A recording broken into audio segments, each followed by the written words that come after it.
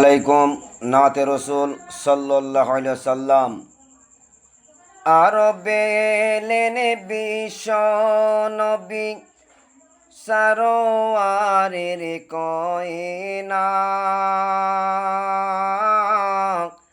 আর তিনি হলেন খোদার হাবিব তাজদারে মদিনা তাজদারে মদিনা আবু জেহেল পথের ধারে আবু জেহেল পথের ধারে একটি কুয়া খুঁড়িল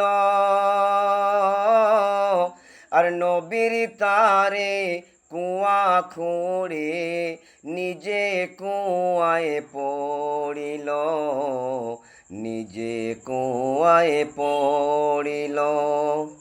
মাশাআল্লাহ।